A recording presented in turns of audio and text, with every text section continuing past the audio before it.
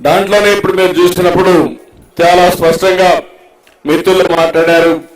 Kanpur university నుంచి వాళ్ళు చాలా కాన్సెప్ట్లు ఆలోచిస్తున్నారు.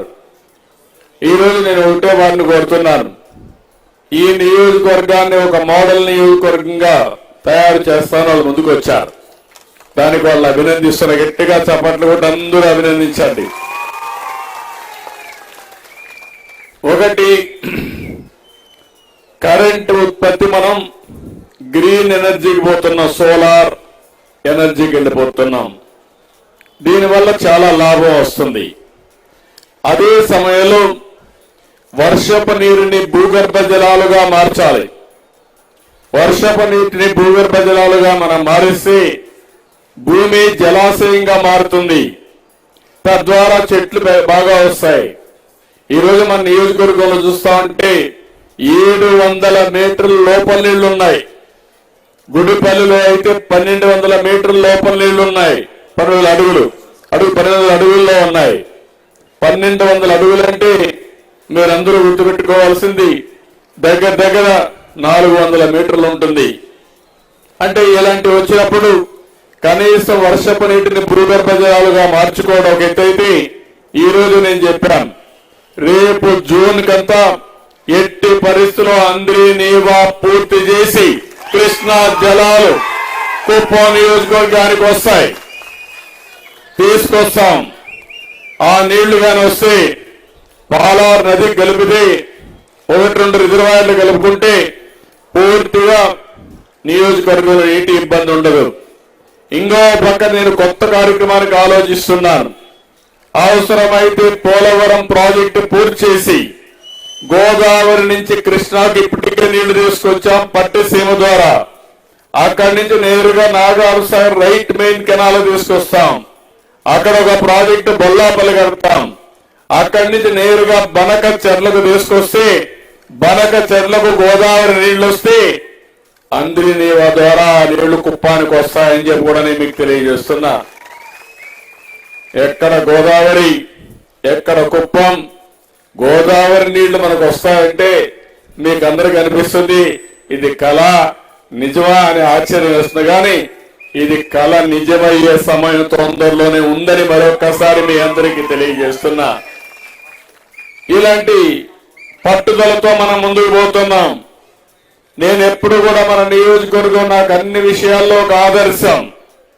సమైక్య ఆంధ్రప్రదేశ్ లోనే జన్మభూమి ప్రారంభించింది కుప్పం నుంచే ప్రారంభించాం. శ్రమదరం ప్రారంభించింది కుప్పం నుంచే ప్రారంభించాం.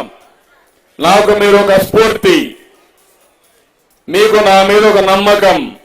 ఆ నమ్మకాన్ని మళ్లీ ముందుకు తీసుకుపోవడానికి రాష్ట్రానికి స్వర్ణాంధ్రప్రదేశ్ విజన్ తయారు చేస్తే స్వర్ణ కుప్పం తయారు చేసి మీ ముందరకు వచ్చానని చెప్పి కూడా నేను మీకు తెలియజేస్తున్నా. అందులో కూడా చాలా స్పష్టంగా పెట్టుకున్నాను, జీరో పావర్టీ, పేదరికం లేని సమాజం. ఎక్కడ పేదవాడు ఉంటే అక్కడ నేను ఉంటాను, అండగా ఉంటా. మిమ్మల్ని ఆర్థికంగా పైకి తీసుకొచ్చే బాధ్యత నేను తీసుకుంటానని మరొకసారి హామీ ఇస్తున్నా. మీరు చాలా సార్లు నేను ఇంజిత చేశారు. ఈ రోజు నేను చెప్పే కార్యక్రమాలు మీరు గుర్తుపెట్టుకోవాలి. ఈ రోజు ఐఐటి కాన్పూర్ వచ్చినప్పుడు వారిని నేను ఒకటే కోరుతున్నా, వికాసం కూడా చెప్పాను. అవసరమైతే ఇక్కడ ద్రవిడ యూనివర్సిటీ ఉంది, ఇంజనీరింగ్ కాలేజీలు ఉన్నాయి, మెడికల్ కాలేజ్ ఉంది, డిగ్రీ కాలేజ్ ఉంది, ఇంటర్మీడియట్ ఉంది, హై స్కూల్స్ ఉన్నాయి. వీళ్ళందరితో సమన్వయం చేద్దాం. మీరు అఫెక్స్ బాడీగా ఉండండి, మీరు వాళ్ళు కోఆర్డినేట్ చేయండి. I'm requesting them to coordinate with all academic institutions. You train them first, then they will go to villages, they will approach people. What are all your new concepts has to be translated in true spirit. It is possible only through students. That is where I am asking you. ఇప్పుడు వారు చేసిన ప్రోగ్రాలు 3-4 ప్రోగ్రాములు చెప్పారు. Net zero emissions మీ పని నేనే చేశాను. ఏదైతే power అంతా కూడా పొల్యూషన్ లేకుండా ఎక్కడికక్కడ ఎయిర్ పొల్యూషన్ ఉండదు.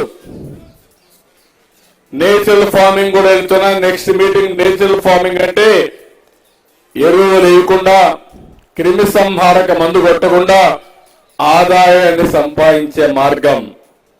అందులో కూడా మామూలుగా పండించిన పంట కంటే నేచురల్ ఫార్మింగ్ లో కానీ పండిస్తే 30-40% అధిక ధర వచ్చే విధంగా ఈ రోజు ఏర్పాట్లు చేస్తున్నాను నేను. ఆ ధాన్యం మీరు తిన్నా, ఆ కూరగాయలు మీరు తిన్నా మీకు క్యాన్సర్ రాదు, మీ ఆరోగ్యం ఇంకా ఇంప్రూవ్ అవుతుంది. ఇది యథార్థం అని చెప్పి కూడా నేను మీకు తెలియజేసుకుంటున్నా. అలాంటి వినూత్నమైన కార్యక్రమాలతో మీరు చూస్తే కార్బన్ ఫుట్ ప్రింట్ అసెస్మెంట్, ఈరోజు ఆక్సిజన్ ఎక్కువ ఉండి కార్బన్ డయాక్సైడ్ తక్కువ ఉంటే మనకు ఆయువు పెరుగుతుంది, ఆరోగ్యం మెరుగుపడుతుంది. దాన్ని అసెస్ చేస్తారు. నియోజకవర్గం మొత్తం ఎంత కార్బన్ ఫుట్ ప్రింట్ ఉందో ఒక అసెస్మెంట్ చేసి దాని ప్రకారం ఏమేమి చర్యలు తీసుకోవాలో మనకు గైడ్ చేస్తారు. రెండోది వాటర్ రిసోర్స్ మేనేజ్మెంట్. వర్షపు నీరు కానీ మనకు వచ్చే నీళ్లు కానీ ఏ విధంగా మొత్తం భూగర్భ జలాలు పెంచి ఆ నీటిని సమర్థవంతంగా ఏ విధంగా ఉపయోగించుకోగలుగుతామో అవి కూడా చెప్తారు. మూడోది మన దగ్గరుండే వాటర్ కూడా రీసైక్లింగ్, అంటే మనం వాడతాం, వాడిన నీళ్లు మళ్ళీ భూగర్భ జలాలుగా మార్చే మార్గం, లేకుంటే రీసైక్లింగ్ చేసి ఎక్కడికక్కడ ఈ యొక్క గార్డెన్ కూడా ఉపయోగించుకునే పరిస్థితి వస్తుంది. అవి కూడా చేస్తారు. ఇంకో పక్కన జీరో వేస్ట్ మేనేజ్మెంట్. మన చెత్త ఉంది, బాటిల్స్ ఉన్నాయి, ప్లాస్టిక్ ఉంది, మనం అన్ని ఉపయోగిస్తాం, మళ్ళీ చెత్త కుప్పలో పారేస్తాం. ఆ చెత్త కుప్పలో వేసిన తర్వాత పొలాల్లో వేసి మన ఆవులు అవి తింటున్నాయి, తిని ఆరోగ్యం పోయే పరిస్థితి వస్తా ఉంది. భూమిలో వేసి భూమిలో ఇంకడం లేదు. ఇవి కొంతమంది తగలబెడుతున్నారు. దీనివల్ల లేనిపోని ఇవి వచ్చి పొగ ఇవన్నీ వచ్చి వాతావరణం కలుషితం అయిపోయే పరిస్థితి వస్తా ఉంది.